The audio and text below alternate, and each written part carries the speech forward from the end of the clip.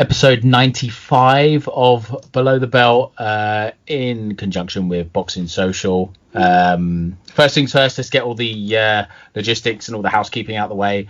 iTunes reviews, always want those, so be very, very happy if you guys could leave us nice iTunes reviews or even nice comments on YouTube, because or actually really savage comments on YouTube, because if you know anything about YouTube comments, is that they leave everything else in the dust. You think about Twitter, and a lot of people would call Twitter a cesspit. It's nothing like YouTube. That's the real. That's like Mad Max. It's the real kind of dark place of internet dialogue is YouTube comments. So if you're listening to us via Boxing Social's YouTube channel, then be nice or don't be nice. I don't mind either way. Social medias are at Below the Belt _ on Twitter. Facebook is facebook.com/BTBpod. The Instagram is at Below the Belt Pod. Chaps, I always forget to ask you two to give out your social media handles. Today I'm joined by Luke G. Williams and Paul Zanon. Luke, what's your Twitter handle? Mine is at Boxiana Journal, which is a crap handle.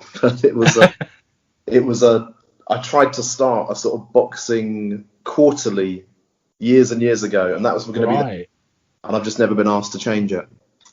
I probably should. Yeah, no, I completely get it. That's like me with fight predictions. As soon as I've picked a winner, even if I'm sat there thinking, oh, fuck, I've really got this wrong, I don't care. I'm not changing my mind. You can't. It's all about just saving face. And Paul, what's yours? What's your Twitter handle? Paul Zanon 1972, and if anyone can guess the year I was born, I'll give him a prize.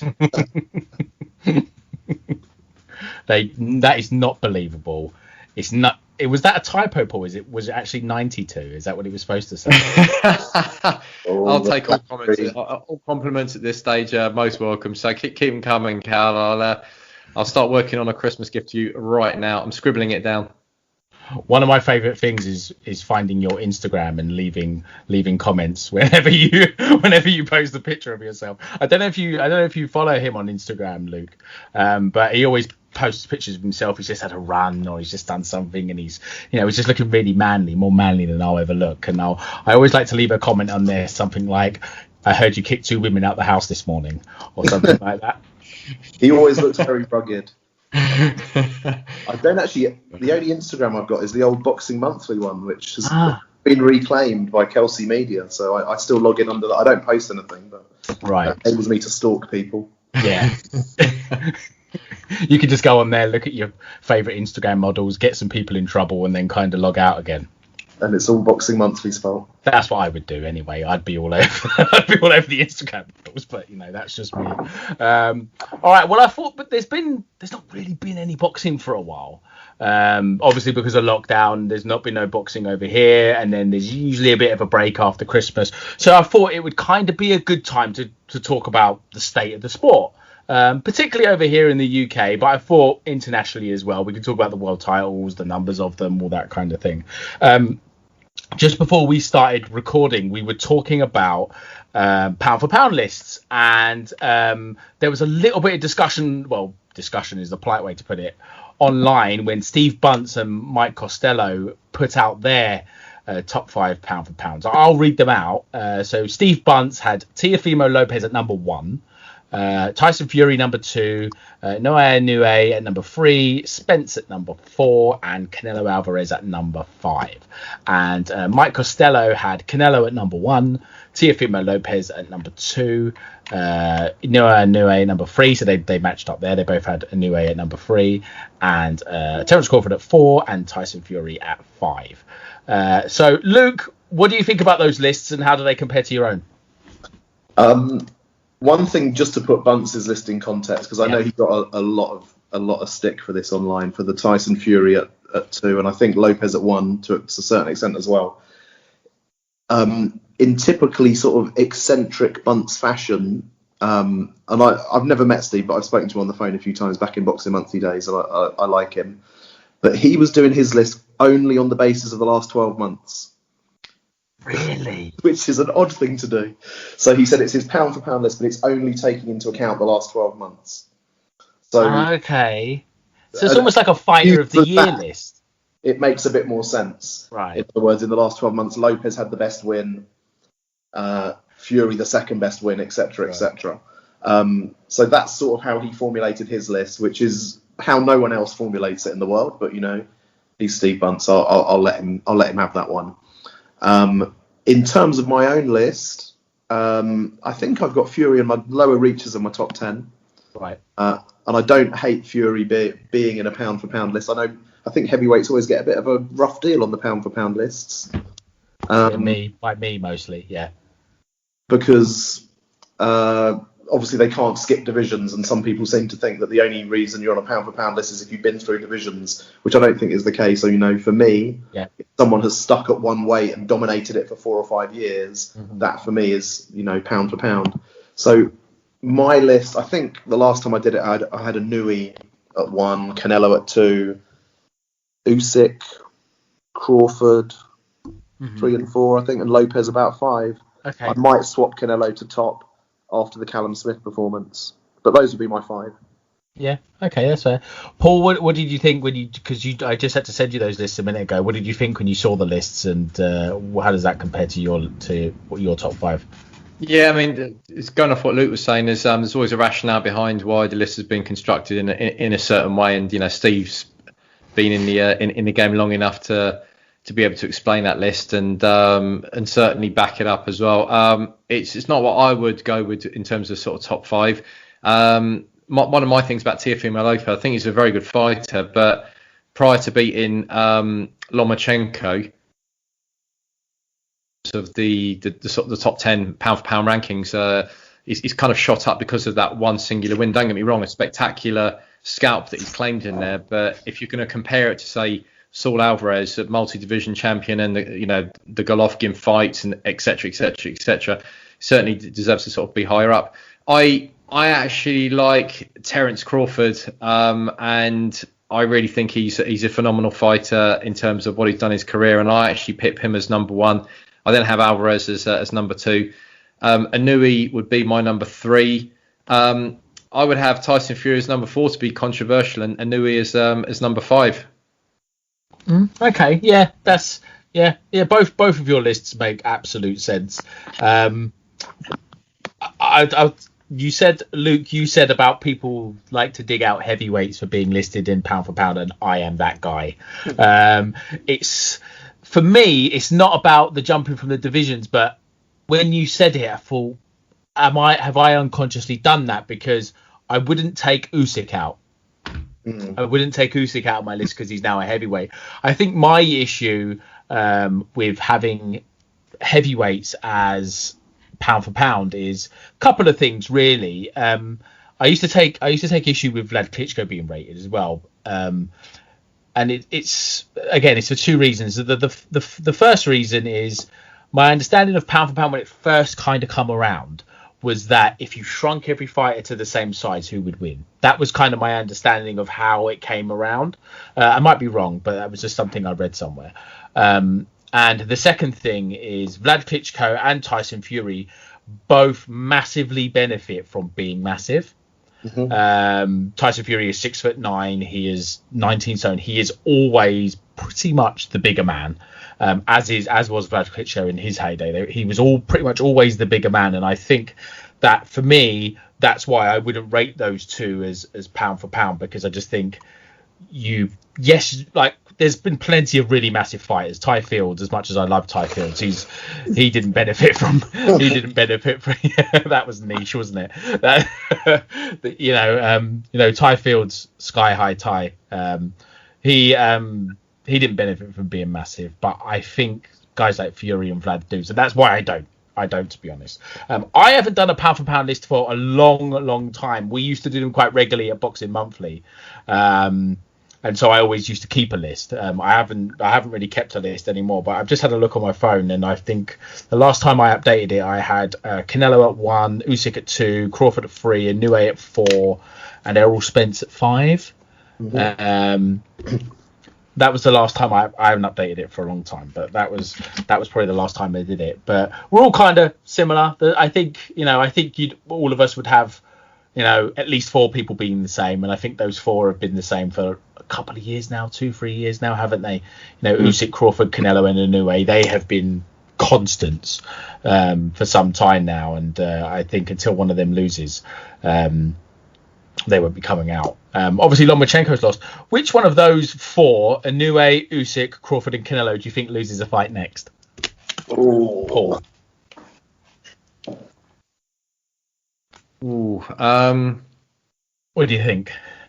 if Usyk goes in with Tyson Fury or Anthony Joshua, he could come unstuck. Yep. When he fought against Derek Chisora and I saw him getting clipped a few times, I was thinking if that had been Joshua throwing that right hand from a distance, and if it had been Fury, same sort of thing. So could be him. I mean, they've all got cases where you could sort of say how they could all be beaten. I mean, do I need to point out again that if Billy Joe Saunders goes in there against Canelo, we know what's going to happen, So that's another one, another L waiting to happen there. Inoue. So the merits of how Inoue could lose, well, he fought against Filipino Flash, a great fight, a great pedigree, but a bit of an old man. So what happens if you get a younger version of a Filipino Flash going in there? Does he lose against him? I can make a case up for all of them. I can also make a case up for how they will, continue to fight without losing. I would go with Usyk. Okay. Luke, who loses next? If you had to pick one out of the big 4. I think I'd echo what Paul said, Usyk. I mean, I'm a massive admirer and fan, but I think his body is starting to give way a little bit. He's had quite a few injuries the last couple of years. I thought he beat Chisora pretty handily, but there were vulnerabilities there. Now that he's at that bigger weight, Joe Joyce is probably going to, fancy his chances. I mean, I think Usyk will probably beat Joyce, but the fight after that might be a step too far for Usyk. I'd go with Usyk as well, and definitely not Canelo. Yeah. Lose to Billy Joe Saunders. Just the sheer thought. I love how Paul is just. I don't ever change your mind, Paul. Never. even after Billy Joe Saunders has suffered his 4th knockdown of the fight, it's eight rounds down. I want you to be on Twitter and saying, Billy Joe's he's going to walk this. Don't worry. The footwork. He might be doing another sort of Lemieux, looking out into the crowds with he'll be that confident against Canelo. It's I can see it now. Billy Joe's going to come in wearing Mexican shorts and a sombrero. He's going to do the whole sort of Mayweather versus Oscar De La Hoya thing. He's going to try and get under his skin. It's going to be great. And when Billy Joe beats him, it could be a national holiday over here. I reckon. Maybe, I don't know. I have to see. Who knows? Stranger things have happened. I think you will deserve a day off, Paul, for calling it for so long. I'll give myself a day off, definitely. Yeah, without a doubt. I'll have a day off, and I will watch reruns of Billy Joe Saunders' greatest hits. Won't take you long.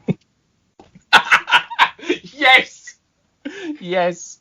I knew that was coming. Yeah, it'd just be like it'd be that, and it'd be that Lemieux, and then like the first 6 rounds of the Eubank fight before Eubank started to walk him down. Brilliant stuff. I love it. So I thought what we'd do today is we'd kind of talk about the state of the sport itself. The kind of the health that the sport is in right now. Like I said before, particularly here in the UK, but also with an international thing to it as well. So the first kind of thing that I've written down here is about the British board. And I've been quite vocal about my feelings about the British board and how they do business and things like that. So I'm going to ask you quite a tough question, Luke, if you don't mind. In regards to the British board, what do they do well? I'll say one thing I think they have done well, actually within the last week or two, which is I was looking at the upcoming schedule, and obviously it's very thin at the moment. But actually, there's 6 British titles currently vacant, and obviously, the pandemic has wrecked so many plans and so many fighters' schedules and lives and livelihoods and so on. But I think the board have actually done a very good job. I mean, coming up before the end of March, or maybe April, I think all 6 of those vacant titles are going to be filled. There's contests have been brokered, and I think that's actually quite a feat. And again, if you look through the British schedule, from sort of February to March and April, the way it's panning out at the moment, obviously things could change. The British title's making a bit of a comeback there. There's not many intercontinental belts and so on being fought, but you've got Walsh, Highland Jr. for the lightweight, Anthony Kakachi, Leon Woodstock, super featherweight, Cheeseman, Metcalf, Billum Smith, Juma, and even the super middles, Hutchinson and Clark, and there's even a flyweight British title contest coming up. So I think if we're going to stick up for the British board, we could say I do think they fly the flag for the British title, and to have got all of those 6 fights pretty much scheduled for the vacant belts in the midst of the pandemic, I think is a good feat. Yeah, I'm one that's forever banging the drum about the British title, and I think there's somebody needs to come up with an idea in order to make it as valued within the sport or in the mainstream sport as to value it as much as we do. Paul, any idea how you think perhaps that we could revive the British title to make it what we think that we feel like it should be? Because is it just about the fights? Is it about fights being made for that title?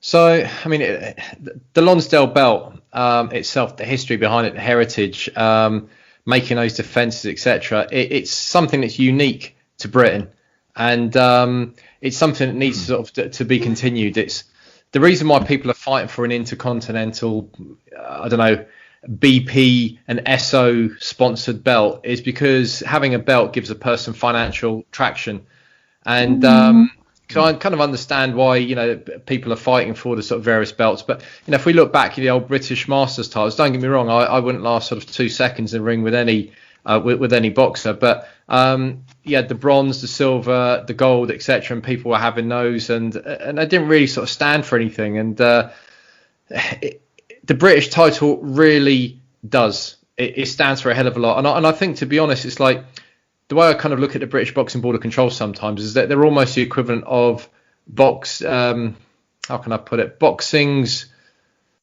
specific government. And right. Like when they put out the announcement recently about there's not going to be any boxing in January, it will come back sort of mid-February. It's a bold statement. I'm not sure how many other countries have got a board similar to that would have made as bold a statement to look after the fighters. It means that a lot of people are going to lose money as a result of not fighting during that month, 6 weeks, however long it may be. But they're genuinely looking out for the welfare of the fighters, and that's really important to me. There's a lot of other sports where they try to manipulate the niches and the holes and whatever else in there, and I kind of feel that the British Boxing Board of Control showed their true colours at the beginning of this month by sort of releasing that. So, adding on to what Luke sort of said there, I think my bottom line would be, for me, the British title, on occasions, is better than a world title. And I could say I could pull out a few fights in comparison where people have fought for British titles, and comparing it to, say, the WBA regular strap, the British title was worth a hell of a lot more. The IBO strap worth a hell of a lot more. We got Manuel Char, I think, defending his title soon, is it? He hasn't fought for like 15 years, and he won't be in shape, and God knows who he's fighting against. They're going to have to start emptying the local sort of Uber sort of cab rank to pull someone out of there and let him fight. But for me, whoever he fights, I'm not even sure I want to watch or I want to know. But if I know who's fighting for a British title, yes, I know that they're progressing through the relevant gears, and the key word there is relevant. And you get through the British title, you start thinking about Commonwealth, then the EBU, and then go for the world title. It's part of that traditional ladder that people need to climb. And like I said, from my understanding, I think we're the only country that has a belt as recognised as that, and we need to continue to make sure that it still stands out as the belt to win. Go on, Luke. Was you going to say something? I think I completely agree with Paul on a lot of what he said, but a couple of little sort of points to add in. This conversation, it's not a new conversation. For decades, maybe even, the British title has been devalued. I mean, if you look back at some of the great British fighters or high-profile British fighters that never even fought for it, Bruno, Hamed, Eubank, Ben, Watson, never fought for a British title. So it's not a recent development that it's been devalued. I would also say, despite its proud history in many respects, we should not forget some of the less proud history. You know, until 1948, there was a colour bar for the British title, and that's almost half of its history. So somebody like Len Johnson, who Terry Dooley's written about before, you know, never got the chance to fight for the British title, despite the fact he beat Ted Kidd Lewis and all these other people. So there's a bit of a shameful history there as well, which I think needs to be acknowledged.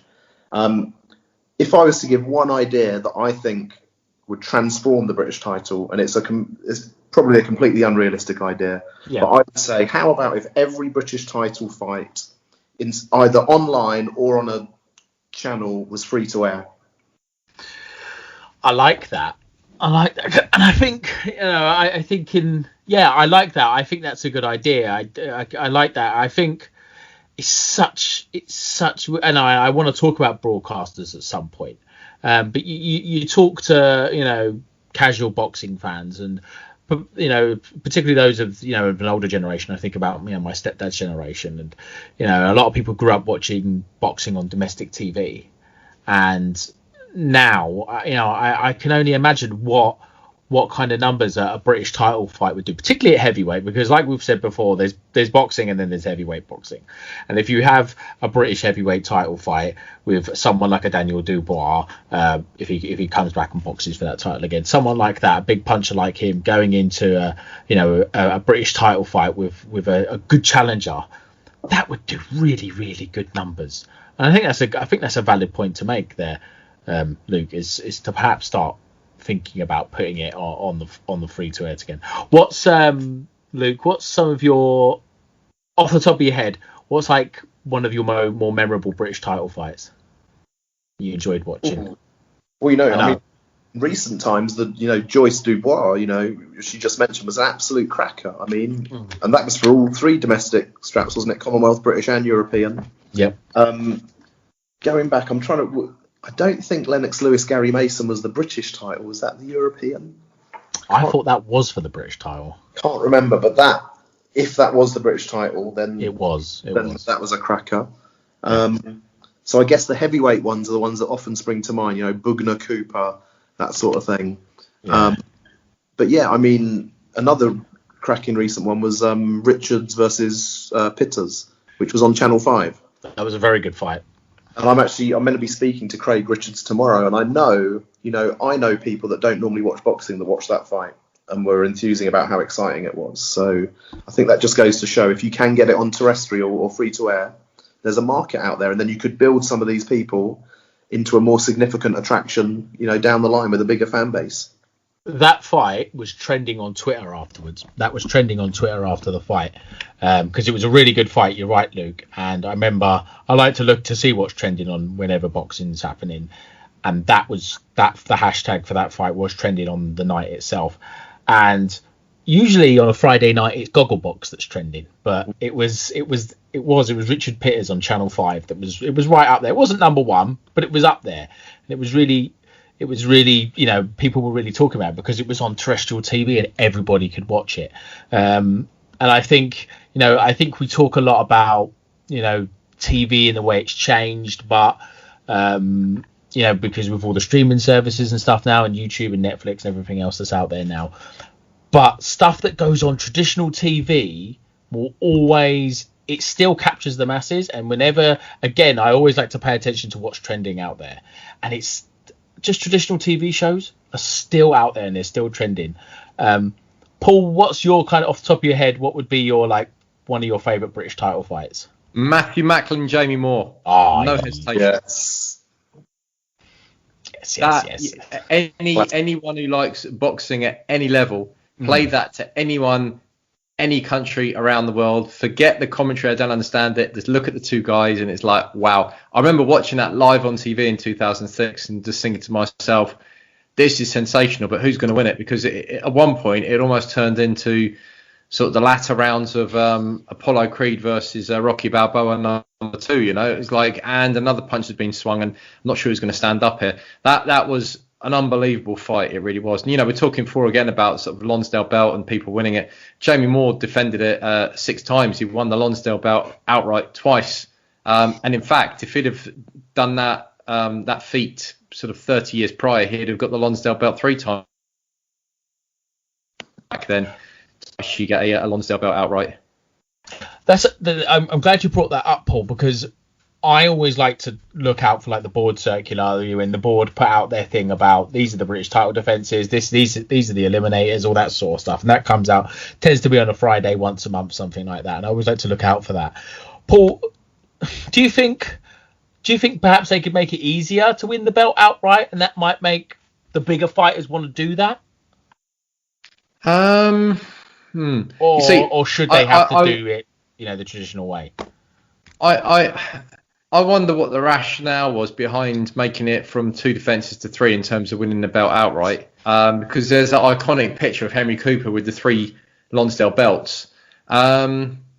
Because let's be honest, if you're going to defend your British title 6 times to get the belt twice, you're basically saying that I've either been sort of stagnated with domestic fights, which with Jamie Moore happened to an extent, because he was ranked WBC number 2 at one point. He was, he was acting as sparring partner for a lot of world champions and beating the hell out of them, but just wasn't getting those opportunities. So it was back to another British title again and again, and that's it. And he did some unbelievable sort of domestic barn burners.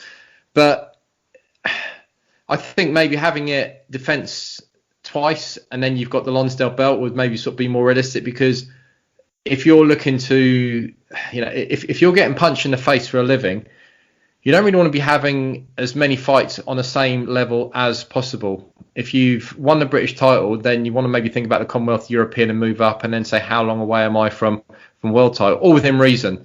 But if you're saying, right, my aim is now to win the Lonsdale belt outright twice, but I've got to win 6 fights, you really want to fight 6 times for the same belt?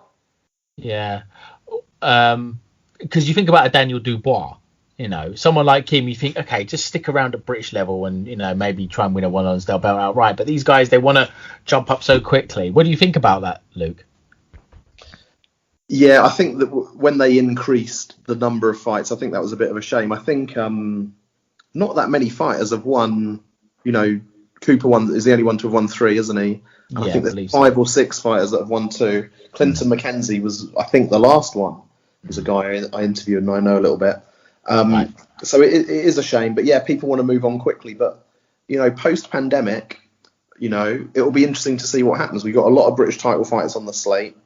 Are we going to see less active boxers the next few years because of some people now drifted away from the sport? Some of the sort of journeyman level fighters. So maybe the British title could have a bit of a resurgence. And if people are wanting to stay active, maybe they're going to try and get in 2 or 3 British title fights this year, to get back in contention. And maybe it opens up an opportunity once again. And in terms of what we were saying about the terrestrial, route. Yeah. A thought that occurred to me when we were talking about that just now. Yeah. Has there ever been a genuine star in British boxing created by satellite TV on its own? I don't think there has.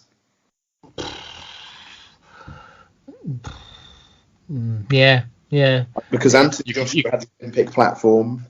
Tyson Fury had early fights, I think, on Channel 5 and places, didn't he? ITV4, I think he started on Tyson Fury. Froch was on terrestrial. Yes, he was.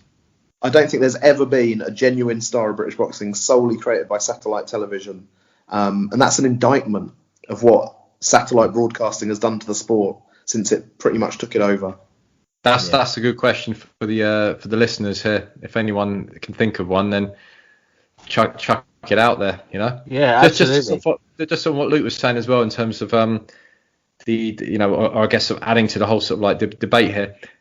After a fighter wins a British title and they're being interviewed, when's the last time you've ever heard a boxer say, right, my intention now is to defend it a couple of times and get the Lonsdale belt outright? Or do they go with option B, which is, I'm looking at the European title now and, world title within a year. In fact, I'm ready to go for world now. I want to take on everyone. I'm putting everyone on notice. Boom, boom, boom, boom, boom. And that's it. Very few people you hear them saying they want to win it outright. I remember Bradley Skeet was one of the few that I can think of in recent times that sort of said when he won it, he said, I'll be honest, one of my ambitions has always been to win the Lonsdale belt outright. And he achieved that. But he's one of the only few I can think of in recent years. I was there that night when he won it outright.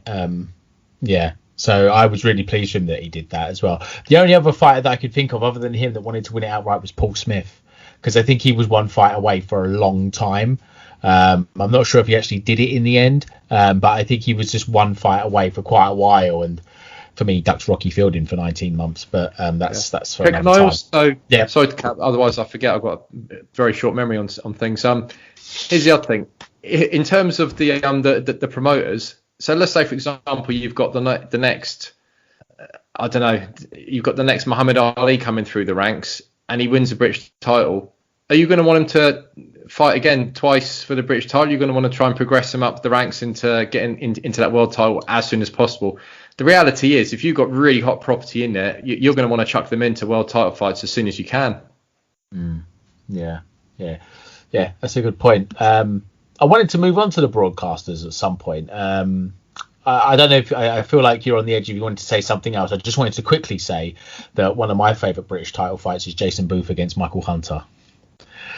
Jason Booth won by a stoppage, and that's niche. But when I was getting into boxing, and this kind of segues into our discussion about broadcasters, they used to have Friday night fights on Sky Sports. That was quite regular. It was on terrestrial, normal Sky Sports. It was usually in a leisure centre. There was a basketball ring, in the background somewhere. And I'm not saying we want to go back to that. We want, money to be, invested in the sport. And we want the production values to be high. But the main part of what I wanted to point out was on those Friday night shows, there was decent undercard with younger fighters, but it was all pretty much always headlined by a British title fight. And that was always Friday night, prime time, Sky Sports. It'd be better if it was ITV or BBC, but it gave the British title, it gave it the spotlight, and it gave it importance. And I think that's what we'd like to see from it again. Did you want to add something else, Luke? You seemed like you was teetering on the edge there. Except maybe just mention, I think Paul's right. Not enough people talk about winning it outright, but we did have somebody win it outright, and his name's just gone out of my head now. Foster, when he beat Beach. I think he won it outright, didn't he? I think he's the most recent. And I remember him talking about wanting to win it outright. And that, of course, was the first post-lockdown fight that was broadcast. So that was a nice little showcase for the title there. Okay. I just wanted to slightly segue onto the broadcasters now. We've already kind of touched on it already about the broadcasting of boxing over here in the UK. So we've got Sky. They're kind of the big dogs, aren't they? We've got BT. Both of those have an exclusive deal with a promoter.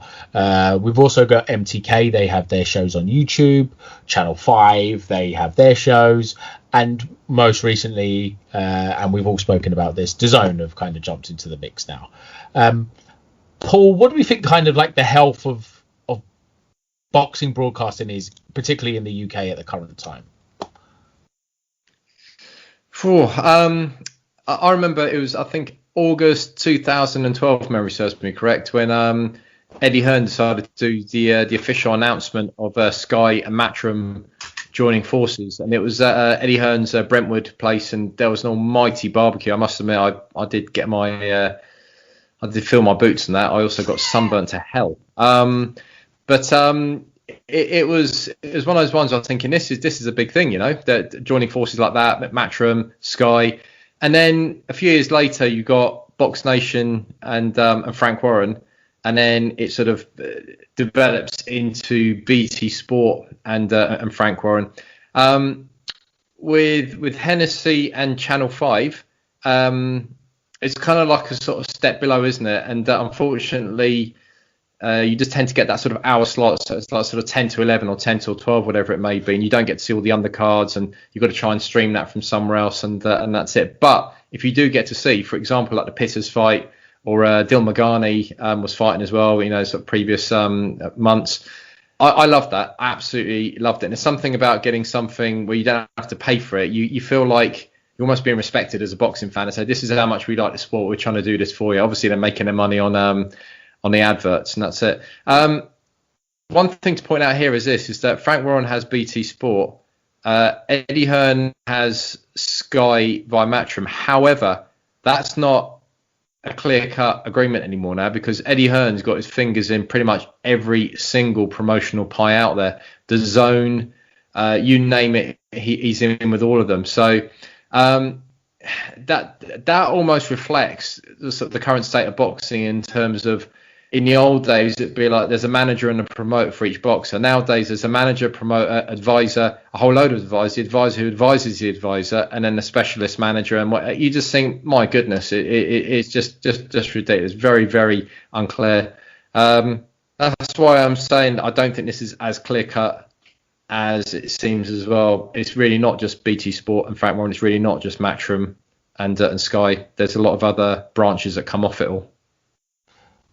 Luke, do you think it's healthy for broadcasters to have exclusive deals with promoters? No, I don't think it is. But more than that, I think is what's not healthy is, where there's not a willingness or an ability for promoters to work with each other. And that's the sort of situation that we've got effectively in the UK, where the two leading promoters pretty much never work together. I can't remember what was the last fight between a Warren and a Hearn fighter. I don't know. The Saunders Ryder, that went to a purse bid. It was supposed to be Saunders Andrade. They did a deal, didn't they? They did a deal, but Saunders popped for drugs, which we like to forget because he's British. And just about to dethrone the pound for pound king. Yes. We can't let facts get in the way of a good upset. Can you think of one, Paul, where Warren and Hearn or Matchroom and Frank Warren have done a... Well, you know what? I've got a 1980s program around here, not too far away from where I'm sitting. I feel like Bradley Skeet was involved in one. Well, you know what? Barry Hearn and Frank Warren actually did some co-promotions back in the 80s. And as much as they sort of detest each other, I think the son, Eddie Hearn versus Frank Warren is another level of sort of detestment at the moment. Listen, without sort of picking fights and examples, they come back to what Luke's saying. The bottom line is that some of the best are not going to fight each other simply due to political disputes, and that is just simply tragic. As simple as that, Why is Fury not fighting Anthony Joshua? Well, it's a simple question, and it's a battle of the powers in there. And then what's going to happen is we're going to find that Fury's going to fight Manuel Charr, or what Deontay Wilder's fighting Charles Martin now. I mean, why? We can start to spiral off here in all sorts of directions, But bottom line is, the best don't fight the best if the promoters are not thinking on the same lines. Yeah. I think Skeet Eggington was one. That was a Warren Matchroom one. I knew Skeet was involved with one. There's a perception out there, Luke, that this is slightly segueing off broadcasters, but fuck it. That British fighters are kind of built up very quickly and then fed to an American to lose. Do you think that's true? I think it's true in some cases. I mean, we talked about the Luke Campbell Ryan Garcia fight the other week, didn't we? And if you think about the trajectory, I know Mark wrote about this in the Boxing Social magazine, suggesting that in a way Campbell's career has been managed very strangely for a gold medal winning prospect. He was given 3 very tough fights that were almost unwinnable in retrospect. So it does seem to be the way. I guess you can't fault the ambition of some of these fighters in wanting to fight, these big fighters or these big names, but they've sometimes missed out on, and this is where something like the British title or the European come into play. If you have that solid apprenticeship, you're surely more likely to succeed when you then make the step up to the higher level. We even saw that a little bit with Callum Smith against Canelo, where I think Callum's an excellent fighter, but who had he really fought before Canelo that could have prepared him for that? He didn't fight Billy Joe Saunders, that's for sure. A proper 2-weight world champion, that's what he needed. He needed to test himself, Proper 2-weight world champion. Oh my god. I think you would have done all right against the guy that Billy Joe Saunders beat for that belt. Fuck me. I watched that on my phone. It was the same night as that Inoue boxed Rodriguez up in Glasgow, and I was up in Glasgow, and I saw a fight out the front of the hotel that night, and it was better than the Saunders fight, I tell you. It actually was. Yeah, it was actually a cracking fight out the front of that hotel. But I think, there is a perception out there, and I think the Americans always used to talk about the British having horizontal heavyweights, and I think that's starting to go through the weight classes a little bit now. I remember in the 80s there was a quote, and I can't for the life of me remember who said it, but it was when Frank Bruno, I think when he was still unbeaten, and he'd had a fight, and they brought, I think it was an American heavyweight was over or was asked to comment on Frank Bruno, and there was a fight, and he just said, Frank Bruno needs to go to the gyms of America. And I thought that was a great quote, and that sort of Jumbo Cummings, I think it might have been. That sort of summed up, the fact that we are insulated sometimes in the UK because there's a big market for boxing. People can become relatively big stars, without having had these marquee wins, under their belt. So perhaps it's a case of, they need to go over earlier, like Chris Eubank did. Chris Eubank was over in America quite early on in his career. Is it perhaps, Paul, do you think something that fighters need to do sooner? They need to get into the American gyms a bit sooner than they would normally? I'll be honest, I don't think America is what it used to be. Going back to the days of what Luke's talking there in terms of, Jumbo Cummings, I remember, had just come off a jail sentence, came out and almost finished Bruno in the first round. And I remember, if you look on the video, Jimmy Tibbs and Terry Lawless are literally walking him on his feet, and he's completely upright straight. It takes him that minute to get his feet back, and then he comes back and he knocks Cummings out a few rounds later. For me, these days, there's various other countries where if you're saying you really want to go and earn your stripes, I mean, I think any fighter who's 1/6, anywhere between sort of 118 to 175 pounds, that's willing to go anywhere in Eastern Europe and fight the best, good luck to them. And I genuinely mean that. I mean, at an amateur and a professional level, every division that goes through there is someone who you need to be very fearful of. The guys from Kazakhstan at the moment, a lot of MTK's sign-ups they've had in recent months, guys that are really raw, they bang hard, they train like hell, and they're fighting because they need the money on the table. That's what's making that's what gets the genuine hunger of fighters. I think Americans become so commercialized now that everyone's trying to walk around after their first fight to get their first Rolex and have all the bling and whatever else. So I think, the likes of the old Kronk gym and these sort of places, Johnny Tacos and those sort of places, these are nostalgic thoughts in the past now. I think the American gyms of nowadays, I don't think it holds the same sort of kudos. So we'll just substitute Al Matty for America, It's about Matty now. Yeah. It's tough, isn't it? I think it's, that kind of the hardship that fighters used to go through back in the day obviously helped make them the fighters they are. But the thing that you talk about the Kronk gym, the thing that you were saying about the money and stuff as well, I would never begrudge a fighter money. And also Manny Stewart used to take 40% of their purse, which always made me really uncomfortable as well that he did that.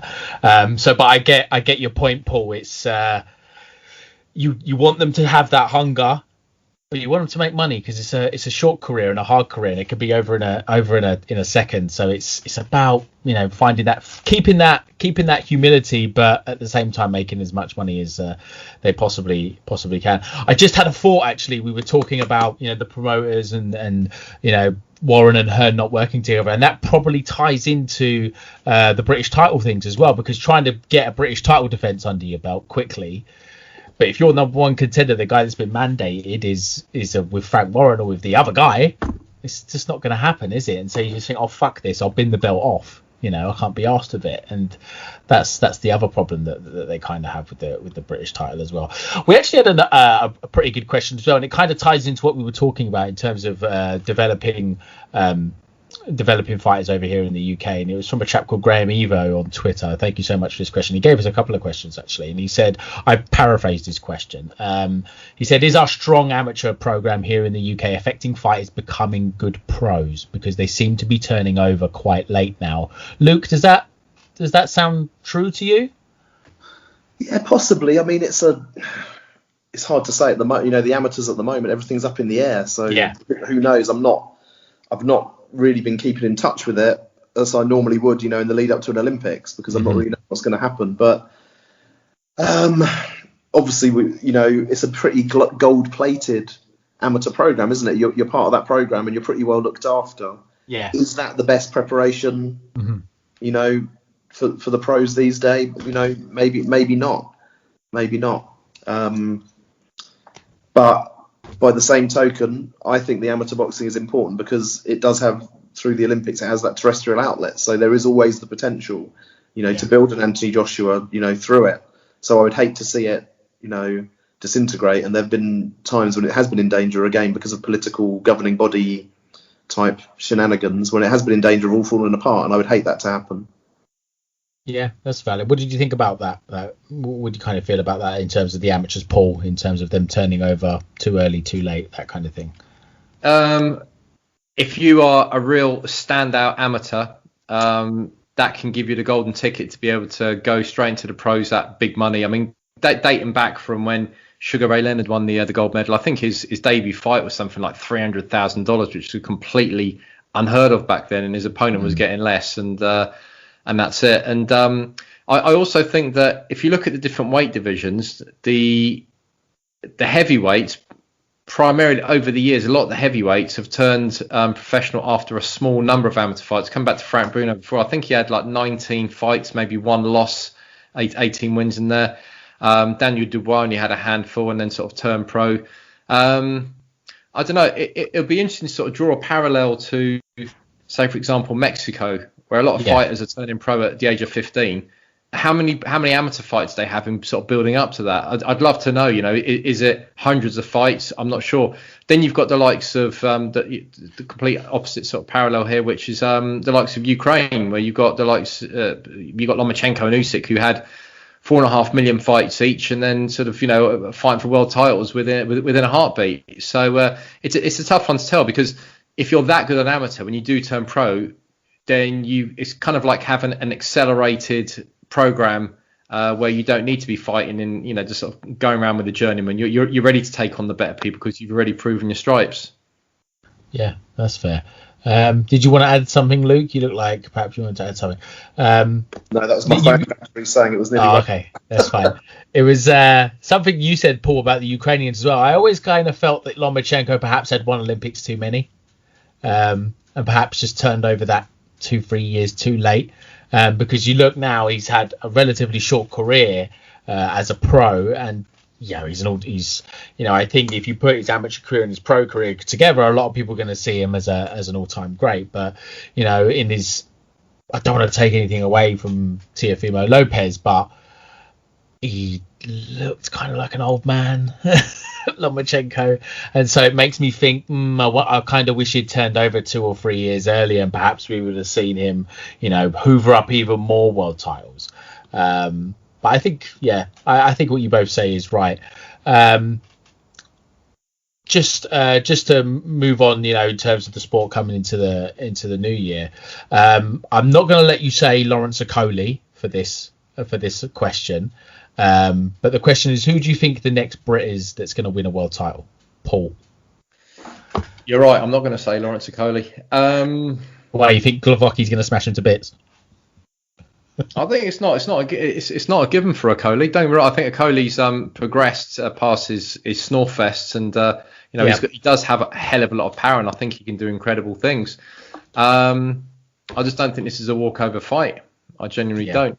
I just sort of going off on a side note here. I can't remember who'd mentioned it. I think it was Luke before about Billiam Smith against Dion Juma.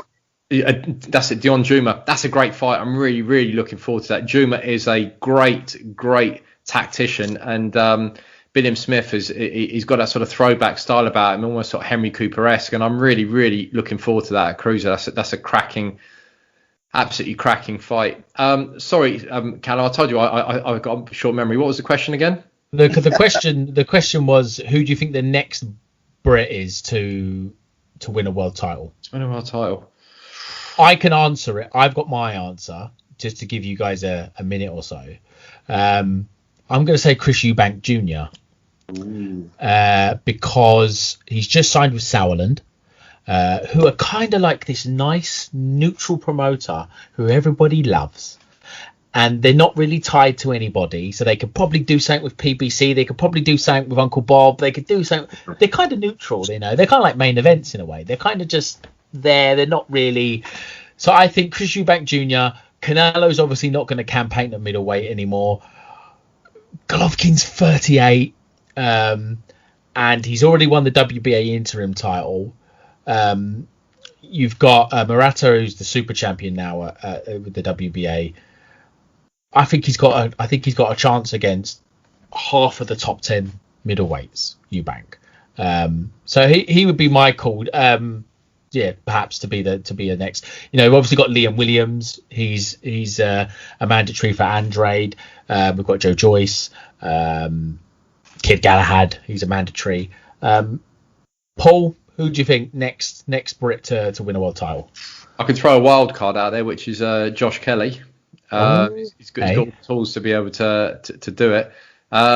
John Ryder's, I think, been announced he's going to be fighting for the WBA regular title, which brings us on to another thing, which is next Brit to be able to win a title. Well, how many titles are there out there for them to win, and what we're going to classify as world titles? Because there's so many sort of different levels of them, you know. So if we're including the IBO, the WBA regular, and I don't know that the WBC soft tower one or whatever, you know, new sort of ones coming out at the moment. But I think Josh Kelly has got the potential to do it, definitely, as long as he can keep his head nice and cool in the kitchen. It's an interesting one because I think, you know, you'd mentioned, Cal, sort of offline prior to us, that there used to be 13 world champions from Britain, and now we're down to, what is it, 5 or 6? We are down to 5 now. 5. Fury, Joshua, Warrington, Saunders, and Josh Taylor. Yeah. So if Fury and Joshua fight, then that will take one out. If Billy Joe fights Canelo, there's another gone. Well, yeah, no, I mean, that'd be another one away from Mexico, unfortunately. But you know, Canelo will extend his. Billy Joe will extend his unbeaten CV. Yeah. No, I'll go Josh Kelly. I'll throw a wild card. Josh Kelly. Luke? So if we're not allowed a Coley, who I think will win, although I don't particularly want to watch the fight, can we count Frampton as British, Northern Ireland? Yeah. He comes up as British on BoxRec. Although actually, I think he's got a very tough fight. I think he might lose. Which he probably won't win.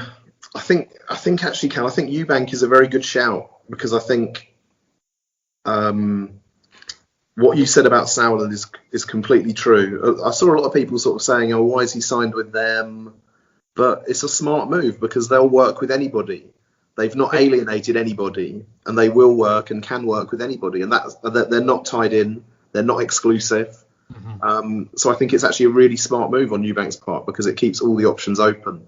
And I did a piece with Nisa Sauerland last week, and from speaking to him, the Murata fight definitely seems like one they might be pursuing. So, and I would fancy Eubank to maybe win that. I spoke to somebody from Matchroom the other day, and he said, yeah, he'll probably land on a couple of our shows. I don't think, because Sauerland, you know, they always work with Matchroom. There's never any problem there. So that was kind of the thing there. It's as much about the politics as it is the ability of the fighter, you know, which is, I know, is sad. Paul, you brought up a good point there about kind of like, I think it was perhaps not long after this podcast started, and what some might call the peak of British boxing, we had 13 world champions at one point. There may have been 1 or 2 regulars in there, which I don't like to count. We're down to 5. How damning do you think that is on the sport itself, Paul? To be honest, with the current state of world titles and what they stand for and whatever else, to me that's not really a damning point. I think for me, it's coming back to what Luke had said before, the promoters not working with each other and not getting those essential fights. That for me is far more damaging than anything.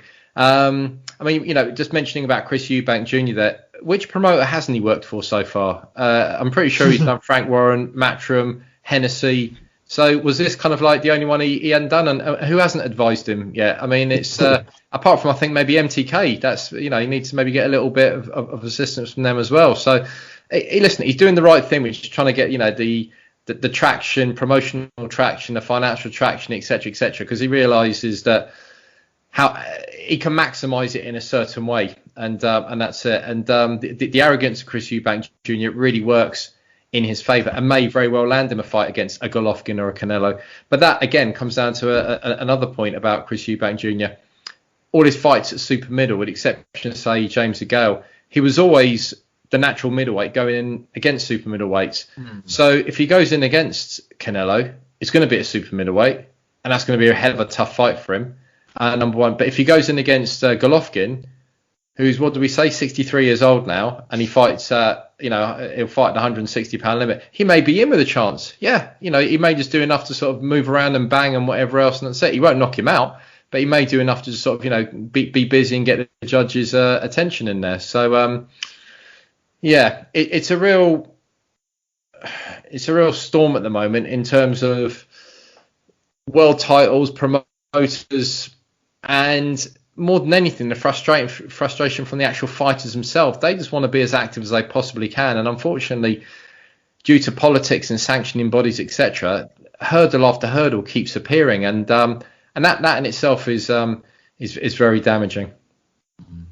Only promoters I can think of that Chris Eubank Jr. hasn't worked with is Bob Arum and Main Events. And that's about it. That's about it. He's had Al Heyman as an advisor at some point. I think that covered the DeGale fight, that covered the Matt Korobov fight, and I think that's it. He's boxed a round and a half in like 18 months to 2 years. It's crazy, really.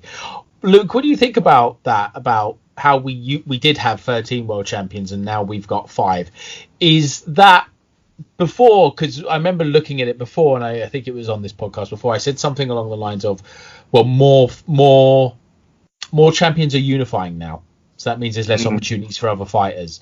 You look at Terence Crawford was able to unify at 140. It looks like Josh Taylor and Ramirez could possibly do that as well. You've got Teofimo Lopez at lightweight. You've got Usyk at cruiser. There was plenty of fighters out there that have been able to unify, and because they've been unifying, that's taken away opportunities for other fighters, and perhaps that's why. Do you think it's that, or do you think there's more to it? Do you think the quality? Do you think we're producing less quality? I'm not sure. I mean, there's peaks and troughs with these things, but you make a good point with the unifications. And I mean, the other thing at the moment, we might only have 5 world champions, but we've got, the king of the heavyweights, whether you see that as Fury or Joshua. Yeah. Fury's got the Ring Magazine belt. Josh Taylor's got the Ring Magazine belt in his weight. So you could argue, well, we've got 2 genuine world champions as opposed to 13 pretenders, which we maybe, I don't know, back when we had 13, how many were unified or how many would have had the Ring Magazine belt at that time. I suspect very few of them, if not none of them. So maybe it's a case of quality over quantity at the moment. And of course, Billy Joe Saunders is still a world champion at the moment. So, very soon there will be another Ring Magazine belt in British hands.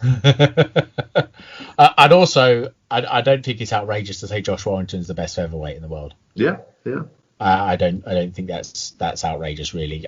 Probably because the other champions are Leo Santa Cruz, who's just been knocked spark out by Tank Davis, Gary Russell Jr., who boxes once a millennium, and then you've got Navarrete, who's kind of a youngish champion, but perhaps we'll get to see Warrington unify going in the next year or so. Just before we wrap up, one other thing I wanted to talk about was perhaps boxing media today and how things differ between the traditional media and then your IFLs and your boxing socials. Luke, how do you see the way the media is, the way boxing is kind of written about and spoken about in the media today? It's very interesting. I mean, obviously the power of numbers is with the internet now. When you look at the subscribers that IFL has, the page views that an Eddie Hearn interview will get, and you compare that to how many people buy Boxing News each week. And I don't know the exact figures, but I suspect it's less than 10,000. I don't know. Maybe someone can check the ABC figures. I don't know if they're available. The circulations. I think Boxing Monthly used to have a bigger circulation than Boxing News, but even that was low compared to the numbers you get on the internet. It's nothing. The biggest frustration I think about the way boxing is treated in the media is the lack of mainstream print coverage. I find that maddening. Places like the Guardian and the Times who hardly ever feature the sport. And I think that goes against actually the popularity of the sport and the amount of people that do follow it that would like to read about it in those newspapers, but there are some inbuilt biases that exist there. So I think there'll always be a place, hopefully, for the written word, but there's a danger of it disappearing. Obviously, Boxing Monthly went, so we've only got Boxing News and The Ring left now, and a magazine in Japan, maybe. Like the only boxing magazines in the world, 3. I don't know. That's a shame, isn't it? Yeah, you've got Ringside C. Ringside C. They're doing print, aren't they? They've done their last couple have gone to print, but the first one was £7, which I could have lived with. But then the latest one was £11 from Amazon. I was just like, no, thank you. £11 for a magazine is that's mental. That's just a crazy amount of money for me, really. We can't forget the Boxing Social magazine. I know that Rob Tebbett, he wants to perhaps move that to print eventually, depending on how the circulation does online. I mean, certainly. I mean, what's interesting about what Social are doing? Obviously, I'm biased. I have to declare my interest. I do write for them, but I think they're pretty much the only outlet out there that have got now a strong text side and a strong video side. Obviously, IFL have nothing text-based. Now adding a magazine potentially to that portfolio as well, you're covering a lot of bases. That starts to be very interesting indeed, if it can be sustained. Yeah, that's a good point. What do you think about that, Paul, about in terms of boxing media today and, the kind of the lay of the land, as it were? So for me, my feeling on it is that the pandemic accelerated the definition of what a traditional model is. And echo what Luke was saying about everything going on the web. That's the way it's going to go forward. I remember years ago reading some statistic. It was something like people in the 1700s, the amount that they would read in an entire lifetime was equivalent to the amount of dialogue in the average Sunday Times, and that was their intake. If you're on a train journey that's about an hour and you're on Twitter, you'll flick between so many articles and read so much, it'd be the equivalent of probably having about 10 copies of Boxing Monthly in your hand. So the reality is that the nostalgia of the likes of Fleet Street and all the presses, etc., in years to come, they're just going to become flats. They will become residential places for people to live. People do not need to be working in offices anymore. We can do all this from remote. And the pandemic has shown that, and it's accelerated it for so many businesses. So many businesses have said, let's get rid of our premises, etc. And you've got to remember as well, with the pandemic, we haven't had the opportunity to be able to go into shops as much and go along on the shelf and pick something off. We can't do it today. There's very few shops where we can go along and pick a magazine up because it's non-essential, which I say non-essential, but you can still go out and buy a 50-inch TV if you want to, so which is obviously very essential for certain people. But I think the definition of traditional, like I said, been accelerated and will continue to be accelerated. The reality is that every time you're printing paper, you're cutting trees, and this is not doing the whole sort of Greenpeace thing there, but that is something that obviously the world are collectively trying to sort of come together in terms of global warming, etc. And by having less stuff printed out, we are assisting in that form. It then comes down to the challenge of how can you make something exciting that's in electronic format, and Boxing Social. And I'll declare that similar interest, not on the scale that Luke, because he's a massive contributor, but I've contributed to the last e-magazine. And it's absolutely no different to me than looking at a copy of Boxing News. If anything, I think it's actually sexier in terms of the way it's presented. I love style, albeit electronically. So I I can almost say that Boxing Social's e-magazine is a taste of the future for many electronic platforms. Yeah, no, I think that's perhaps it, especially with tablets and iPads and all that kind of thing now. You know, something like Boxing Socials magazine it looks amazing on a tablet. It's interesting what you said, Luke, about newspapers and national newspapers rarely picking it up. I remember Tyson Fury. I think when he beat Deontay Wilder, that was on the front page of the Sun, or it's the front page. I remember seeing it and being shocked by it, because it's something you never see. It's never on the back page, let alone on the front page. So we know that it can capture the imagination of the mainstream press. The Guardian have a real fetish for Australian boxing. I don't know if you ever look at their website, but they love the Australian fights. They always used to have coverage of the Danny Green fights and all that kind of stuff. Well, they've I think they've got some sort of an Australian edition, haven't they? Yeah. They must have.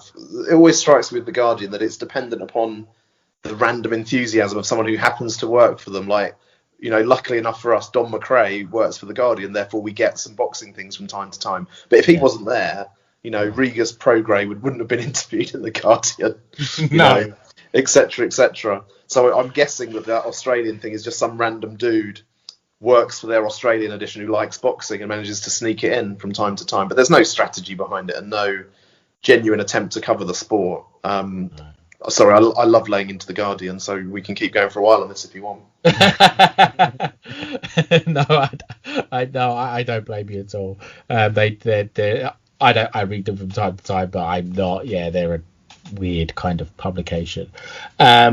Just before we wrap up, Luke, if you had one wish for 2021, one boxing wish, what would it be?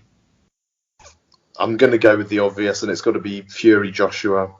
But I would say Fury Joshua with a big crowd and not in Saudi fucking Arabia. Yeah. Paul? It's got to be Terence Crawford against Errol Spence Jr. And I couldn't care less if they fight in the car park in Tesco's in Greenford, as long as it happens. Yeah. I'd have to echo both of those. There's not really anything that I could say that could top that. Really, I'd love for Chris Eubank Jr. to win a world title. I'd be really, really delighted about that. If the back end of the year we could have Fury Joshua 2 at the Millennium Stadium, everybody's got vaccinations in their arm and they can all go, and they sell out 100,000 at Millennium Stadium. That would be brilliant as well. I'd like to see Tim Tszyu do something as well. I think he's quite an interesting little fighter. Just to talk about the Australians, I've watched him a couple of times, and I watched him bash up Jeff Horn. I'd like to see him do some bits and perhaps box in America or even box over here in the UK. I think that'd be something I'd like to see, because I really quite like the look of him. He looks pretty good.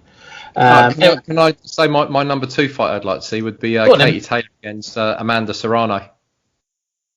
That's a good one. And the rematch with Jessica McCaskill against Cecilia Breakhouse again. I think we might see another version of Breakhouse coming out. It's sort of a last chance saloon, and she'll leave everything on the line. That could be a goodie. I would love to see the Queen come back and take her throne back, and then just leave and retire and end it another day. I saw that Claressa Shields is boxing, so she's kind of jumping between the two sports, which a lot of people have done over the years. She's trying to win. I think she's going to like middleweight, and she's trying to win another undisputed title. I would like to see her fight Savannah Marshall this year if we're gonna, if she's gonna stay in boxing, which I'm really delighted that she is gonna stay in boxing. I think it would have been a waste really for her to just do MMA. I think she's good enough. I think she's good enough to do both. And without discrediting women's boxing too much, I don't think the competition out there is that high where she can't do a bit of both, to be honest. So I'd like to see. If I had one women's fight I'd want to see, I'd say Katie Taylor, but against Chantel Cameron. Who I think is the woman to beat and depose Katie Taylor. Really? Yeah. Okay, that would be. I would. I think that's a. Yeah. Who was the?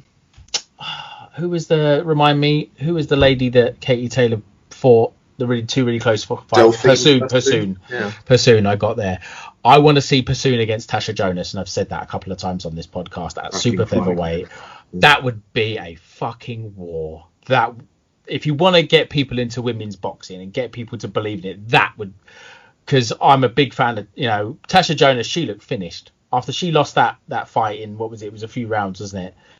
I thought, she's done, and she's come back and she had an absolute cracker with Terry Harper. And I think if Terry Harper's perhaps going to move up and fight Katie Taylor, I'd love to see Persoon against Tasha Jonas. I think that'd be a great fight. I think that's the whole.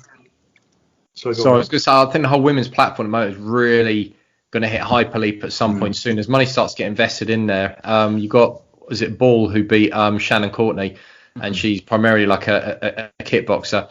But then you've got the likes of Caroline Dubois coming through, who's never lost a fight. And, a lot of people, I remember Costello and Buncey both saying, watch out for this girl. This was a couple of years ago when she was winning the world championships. Watch out for this girl. She's going to become a unified world champion as a professional. So, I kind of agree with Luke as well that Chantel Cameron is someone that Katie Taylor might want to give a swerve to.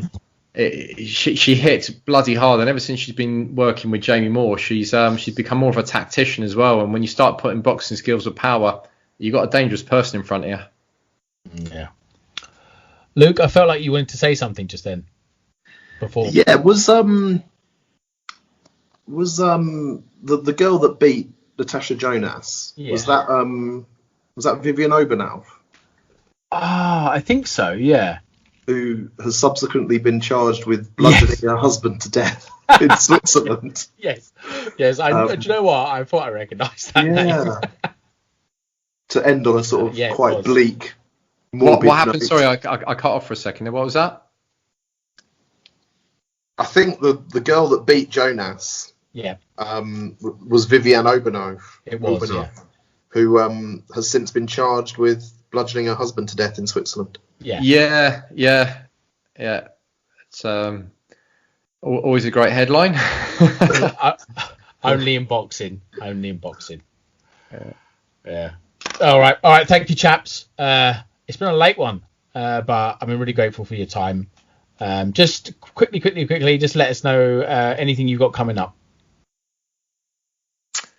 Let me see. I'm working on an article for British Vintage Boxing about one of Wales' most prolific fighters ever.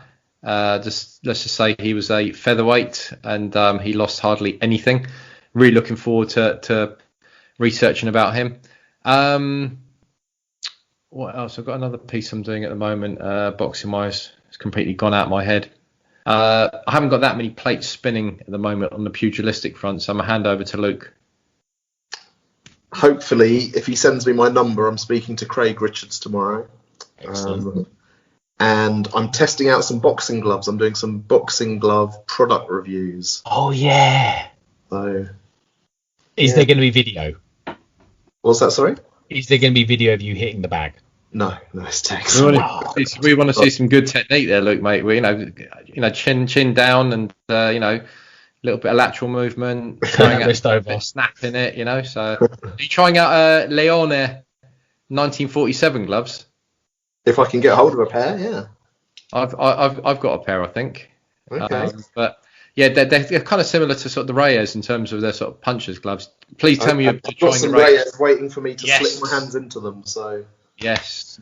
Yeah, I reckon for each glove that you try, you should try to put the persona of where the country that's famous from. So when you're doing Reyes, I reckon you got to come out like Barrera. We want to see some flurries in there and that grit, and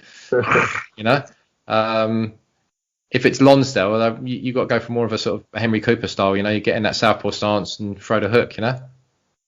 Nice. I'll bear it in mind, mate. I'll bear it in mind.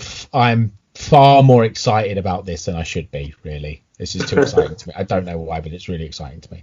Anyway, I'll leave you guys to your evening. Thank you so much for coming on, and hopefully we will talk again soon. Thanks for having us, Cal. Take care, mate. All right, take care.